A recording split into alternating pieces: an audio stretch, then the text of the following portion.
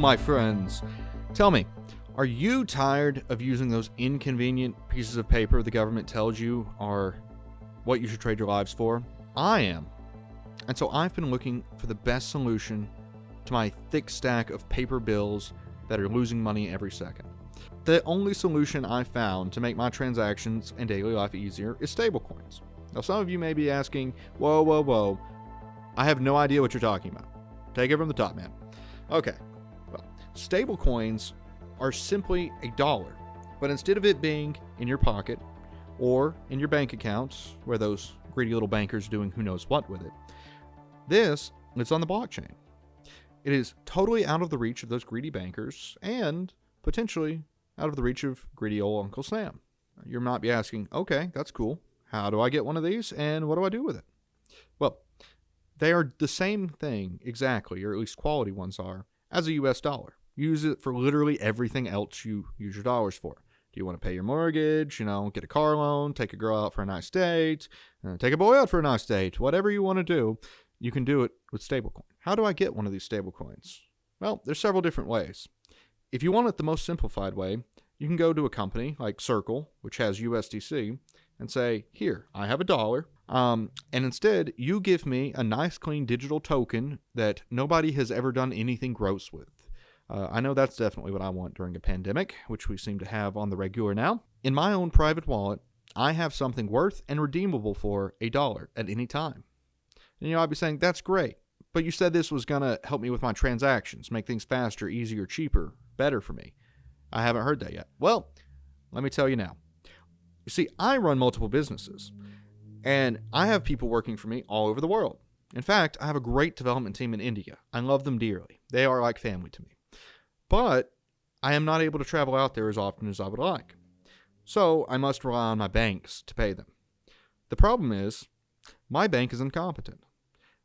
I pay them $45 for an international wire transfer, and they tell me it should get there in 7 days. And half the time it does. But the other half of the time, somehow, they're able to mess it up. And they're very consistent at half the time messing it up. And so, my friends, my family over there, they have to call me and say, hey, did you send it? You didn't forget me. You did pay me, right? And I go, of course I paid you. I have the receipt right here. Did you not get it? No? And then I have to call my bank. It's a huge hassle. It's terrible. Okay, well, what can we do? Do we make all bankers go through an education course? We probably should, but somehow I don't think the regulators will ever enforce that, as much as it may be needed. No, the solution is stablecoins. You see, instead of having to send them money through the wire transfer process, getting charged an arm and a leg for the fees, instead, all I have to do is get a few stablecoins, and then I send it directly to them. Depending on which blockchain I'm using, it's there in seconds, possibly fractions of a second. And now they've received it. I know they've received it because I can look at their wallet and go, yes, I sent it to the right place. Good. And they can see that I sent it and that they have it, and we're all done. And the transaction is done instantaneously. Now, I don't have to wait 7 days. I don't have to call around.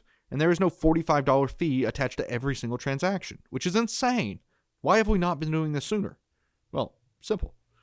Blockchain is new. Innovations are being made every day, and most people don't understand it yet. It's part of the reason why I'm here. But now you tell me, well, that's great.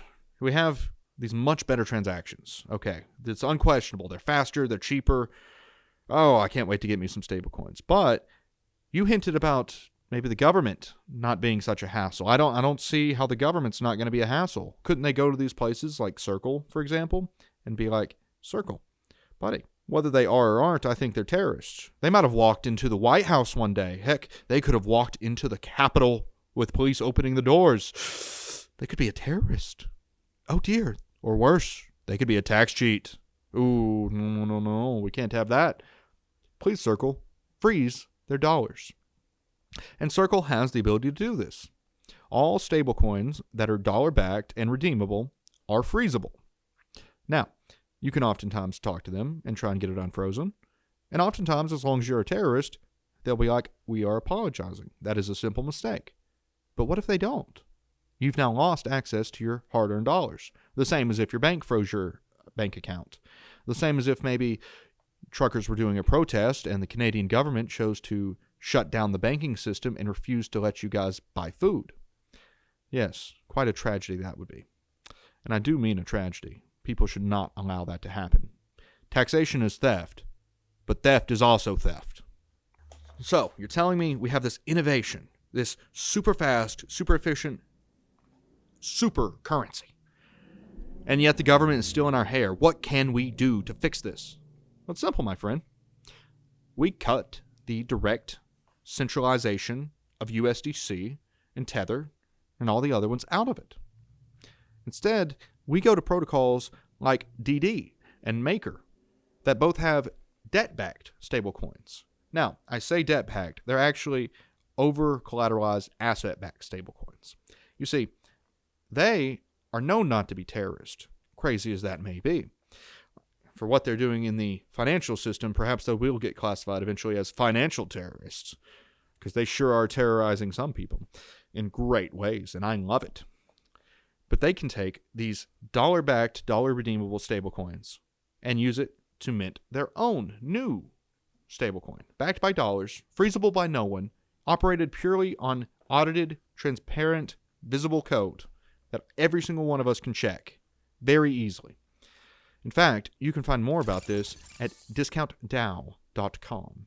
They're very transparent. Read their white paper. I highly recommend it. I know I learned a lot from it.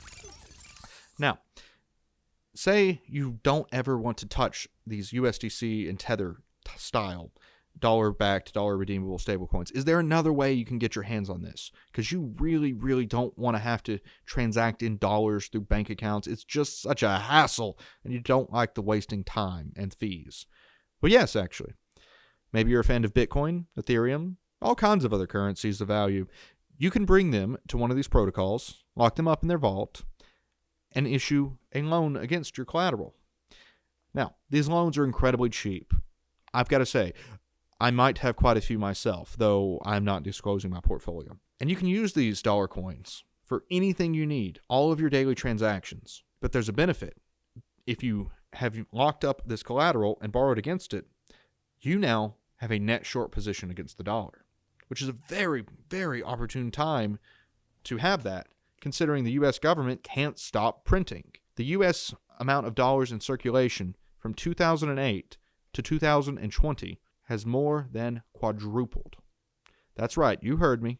It has several X'd. If our portfolios had done that, we'd be held as geniuses. When the government does it, we should all be rioting.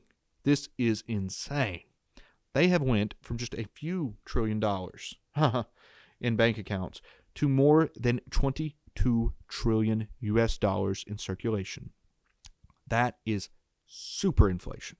It's not quite hyperinflation, but oh my, that is insane. You know who can't do that? Bitcoin. Bitcoin has 21 million maximum coins ever. That will not change. That cannot change. It is solid. Guaranteed by a distributed set of miners all around the world. Ethereum is basically the modern day oil. I don't know about you, but I feel much better about having oil than I do dollars. And if you've seen gas prices anytime in the last 15 years, I bet you do too. You can hold these valuable assets that are appreciating against the dollar and take out a loan in dollars. I know, who would be crazy enough to do that? But it works. It makes sense for everybody. That's one of the benefits of having no middleman in crypto.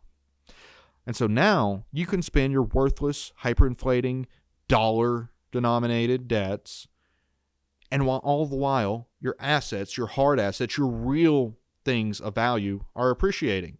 You're making money while living your life. What a crazy concept. It's almost like it's what we were doing in the past before we went off the gold standard.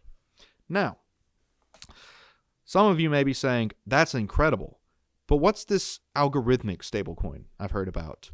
If you're telling me that the dollar-backed ones are good and the purely decentralized crypto-backed ones are even better, surely an algorithmic stablecoin must be the perfect coin. That has to be the ultimate token of value, right? Unfortunately, my friends, I must disappoint you. Algorithmic stablecoins are dangerous. They're extremely experimental, and so far, none have shown any chances of working. And while new ones are constantly coming out, they're also constantly failing. Some of them, such as Iron Finance and the terrible Terra USD situation, have eroded billions in value. Many of these are blatant Ponzi schemes with extra steps. If there is nothing in the ecosystem of real value, no true assets backing something, there is no value to be had there. The more digital and decentralized something is, the more direct value it needs. This is why I believe that almost all algorithmic stablecoins will eventually become a rounding error away from zero, as they are just not actual value-backed or value-giving products. No, instead, these debt-backed stablecoins that have both real-world assets as well as on-chain quality, hard assets are truly the way forward. While we've been talking about these stablecoins, and they are truly fantastic, very revolutionary, if only the bankers had this foresight to make something actually useful for society, especially worldwide, the world would be a better place. Instead, I would like to show you other exciting new projects that are even better than shorting these terrible overprinted dollars that we seem to keep getting out of the government and told to accept at face value. So to find out more about these incredible, exciting new projects, click over there, or maybe over there. Who knows? Have a nice night. Stay crypto.